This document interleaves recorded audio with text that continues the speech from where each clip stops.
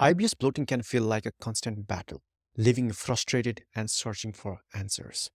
But what if the key to lasting relief isn't just about quick fixes, but about understanding the fundamental reasons why your gut is reacting this way? I am Bimal, founder of Gutsphere, and in this video, we are going to dive deep into the science behind IBS and bloating, giving you a crucial information and foundation you need to make informed choices and find real comfort. Before we jump in, a quick note. I am not your personal doctor, and everything here is for general information. If you have severe or persistent symptoms, do consult a healthcare professional to rule out other conditions. Now, let's get to the root of IBS and bloating so we can tackle it head on. First, let's clarify what we mean by irritable bowel syndrome, or IBS. It's classified as functional gastrointestinal disorder, meaning there is no obvious structural damage, like ulcers or severe inflammation, but the gut isn't functioning the way it should. IBS affects between 10% and 15% of the people worldwide. So if you have it, you are definitely not alone. Common IBS symptoms include abdominal pain or discomfort, changes in stool frequency or form, and of course, bloating. Doctors often use Rome 4 criteria to diagnose IBS. Recurrent abdominal pain, at least 1 day a week for at least 3 months, meaning pain that keeps coming back. Associated with changes in stool frequency or form, like going more or less often, or the consistency being different, and or pain that's related to bowel movements. IBS can be broken into subtypes like IBS-C, constipation predominant, IBS-D, diarrhea predominant, IBS-M, mixed type, and IBS-U, unclassified. All can involve bloating, but each may manifest differently.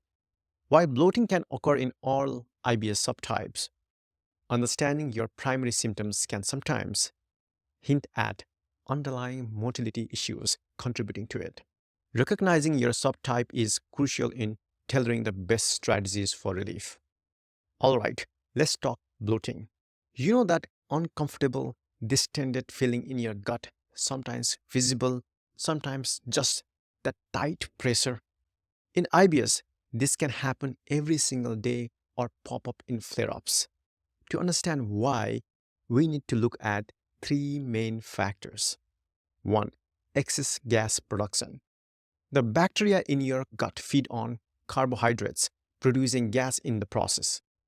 If you are consuming foods that are harder to digest, like certain sugars or fibers, your gut bacteria may produce more gas than usual. Think about foods like beans, lentils, certain fruits, or even artificial sweeteners. These can be a feast for bacteria, leading to more gas. Second, visceral hypersensitivity. People with IBS often have extra sensitive nerves in their intestines. Even normal amounts of gas can feel intensely uncomfortable because your gut sends amplified signals to your brain. Imagine your gut nerves have a volume knob that's turned way up. Even a normal amount of gas feels like a huge pressure because your gut is sending an exaggerated pain signal to your brain. Third, altered gut motility. In IBS, the gut can move too slowly, leading to constipation, or too quickly, leading to diarrhea. Either way, when the rhythm is off, gas can get trapped or the bowel can go into spasms, both of which increase bloating. Slow motility allows more time for bacteria to ferment food, producing more gas. Fast motility can sometimes lead to spasms and insufficient processing of food, also contributing to trapped gas and bloating. Have you ever noticed your stomach seems to act up more when you are stressed or anxious? That's the gut-brain axis at work. There is a two-way communication channel between your central nervous system, the brain, and the enteric nervous system, the second brain in your gut. Hormones like cortisol can interfere with digestion, making IBS symptoms like bloating even worse. When you are stressed, your body releases hormones like cortisol, which can directly affect the muscles in your gut, slowing down digestion or making it erratic, both of which can trap gas and cause bloating. It's not all in your head, but your mind and your gut are deeply interlinked. Stress can cause the gut to spasm or slow down. If you are prone to IBS, this can make a simple annoyance spiral into a full-blown bloating episode. Let's talk about FODMAPs. It stands for fermentable oligosaccharides, disaccharides, monosaccharides, and polyols. That's a mouthful, right? They are carbs that ferment in the gut and lead to gas production. These FODMAPs are essentially sugars that aren't fully digested in the small intestine. Instead, they travel to the large intestine where bacteria eagerly ferment them, producing gas as a byproduct. Some people can handle them fine, but for many people with IBS, these can be a big source of bloating. Common high FODMAPs include onions and garlic, wheat products like bread and pasta, certain fruits like apples and pears, legumes and beans, and dairy containing lactose. Also, an imbalanced gut microbiome, often called dysbiosis, can mean you have more gas producing bacteria. Think of your gut as a bustling city of different bacteria. When the balance of good and not so good bacteria is off, it can lead to more gas production. This doesn't automatically mean you need antibiotics or total gut cleanse. It's just good to know your gut flora might be contributing to your symptoms. A subset of IBS folks may also have SIBO, small intestinal bacterial overgrowth, where bacteria that should be in the colon are hanging out in the small intestines, triggering gas at the wrong place. These bacteria can ferment food too early in the digestive process, leading to significant bloating, often right after eating. Alright, so you might be thinking, great, I know about gas and hypersensitivity, but how does that help? Here is the thing, knowledge is power. If you understand the mechanics behind your bloating, be it stress, high FODMAP foods, or slow motility, you can approach it strategically. No more random guesswork or cutting out everything you love. If stress is your big trigger, you might focus on stress management techniques or gut-brain therapies. If onions, apples, and garlic always precede a bloating flare, you can try a structured low FODMAP approach or an elimination diet.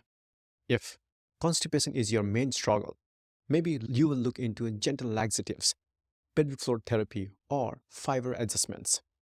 This is where targeted interventions come in, and in upcoming episodes, we will cover these in depth, from quick relief tactics to deeper psychological and lifestyle strategies. This is also where a tool like the Gutsphere app can be incredibly helpful. By logging your daily symptoms, you can start to see which of these underlying mechanisms might be most relevant for you. At this point, you have a big picture understanding of why IBS bloating happens. The functional disorder aspect, gas production, hypersensitivity, stress, and more. This foundation sets you up to make real, lasting changes. And trust me, it is possible to feel better. But knowledge alone isn't enough. We will need to apply what we have learned to our daily life. Finding fast relief techniques like peppermint oil or certain stretches for those tough moments. Identifying food triggers systematically rather than cutting out entire food groups forever. Harnessing psychological approaches that calm the gut-brain axis, reducing bloating from the inside out, and ultimately shaping a long-term plan that fits your unique IBS subtype and lifestyle.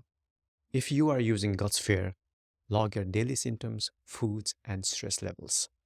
Over time, you will spot patterns like an IBS detective shining a light on triggers. The Gutsphere app isn't just for logging, it can help you visualize your trends and potentially identify correlations between your symptoms and these underlying causes we have discussed. That means more confidence, fewer guesswork days, and real data to guide your choices. You have made it through why of IBS and bloating. Give yourself a pat on the back because honestly, understanding the root causes is the half the battle. When we know how gas, motility, sensitivity, and gut-brain axis all interplay, we can move forward with smart, targeted action. So what's coming up in another episode, how to find fast relief, covering peppermint, movement, and other immediate hacks. And another episode, how to eat your way to less bloat, diving deeper into FODMAPs, elimination diets, and mindful eating. Episode 4, the psychological approaches, because stress and the mind-gut connection can't be overlooked. And episode 5, creating a lasting solution, putting it all together for a sustainable results. Whether your main issue is IBS-C, IBS-D, or if you are somewhere in between, the goal is always the same: less discomfort, more freedom, and happier gut. If you are ready to explore practical steps to beat bloating, fast relief, diet strategies, or deeper psychological tools, stay tuned for the rest of this IBS series. Let me know in the comments below what resonated the most with you about the causes of your IBS bloating. And if you found this helpful, please like this video and subscribe for more in-depth guides on managing IBS. I will see you in the next episode.